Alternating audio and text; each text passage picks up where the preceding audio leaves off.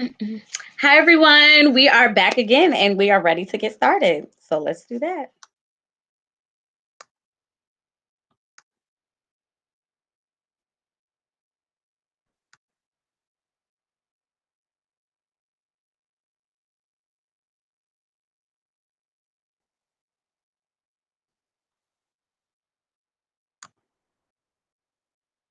All right. So, sixth grade figurative language with me, Miss Greenhill.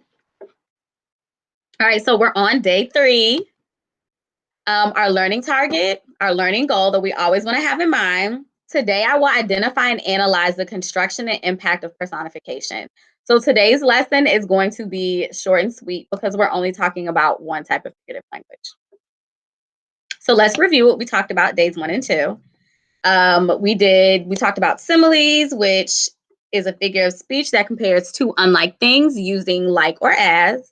Metaphor is a figure of speech that compares two unlike things without using the words like or as. We talked about hyperboles, which are an over exaggeration. Onomatopoeias, the imitation of a sound in word form.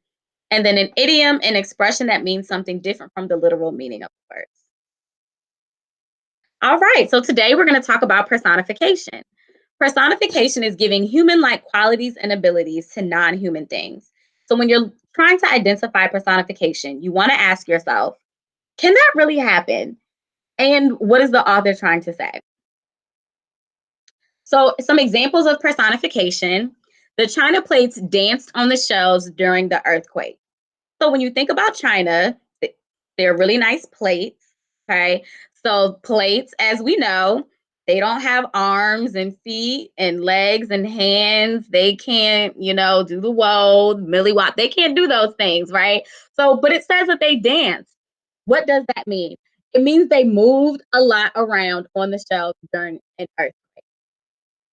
The snow whispered as it fell to the ground during the early morning hours. So, snow does not have a mouth. It cannot say anything to anyone, but it means if you think about a whisper, it's something that's really soft. So, the snow came down softly and gently. Time flies when you are having a great time. So, time, you look at a clock or on your phone, it can't get up and fly. But what does it mean when it says it flies when you're having a great time? So, the author is saying it went by very quickly. The fire ran wild and spread really quickly, putting the homes in danger. So, you think about a fire, fires don't have feet and legs, they cannot run. But when it says it ran wild, it just means it was everywhere and it moved very quickly. So we're going to look at personification in literature as we do every day. Looking at one of our anchor texts from earlier in the year, Bud Not Buddy, my heart started jumping around in my stomach. The only kind of people who would carry human blood in a car were vampires. So what is Buddy saying? Buddy is saying that he was very nervous and he was scared because you know that your heart doesn't have feet to jump around, much less be in your stomach. But Buddy was nervous and scared. And then another text, Flush. For several moments, we stood there not saying anything, the rain drumming on the aluminum roof.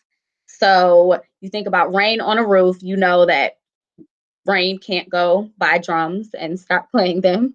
But what does that mean? It means that the rain was pattering, pitter pattering on the roof, and it was coming down pretty hard. So for our practice today, we're going to do another vocabulary quiz.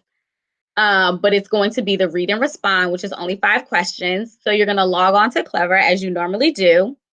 You're going to go to lessons, language arts, reading and writing.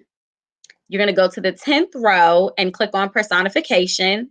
Scroll down on the left and look for the read and respond. And then when you click on that, it will give you a passage and a question. And there are 5 of those. So complete those and it will give you a score at the end. Okay, guys, that's it for us learning the different types of figurative language. So Thursday and Friday, we're going to have a little more fun. Have a wonderful day.